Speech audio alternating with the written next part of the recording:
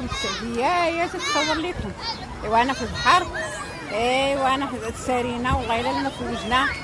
بديت معايا ولد اختي ولد خويا والله الا تبارك الله، والله الا هما تيعوموا فوجنا حتى حنايا. واش نتوما خرجوا من الكوزينه وخرجوا من الدار بنادم يفوج، وراه الدنيا راه غادا فايته. ايوا الله يدير لنا الشتا والخير باش تعاودوا مزيان.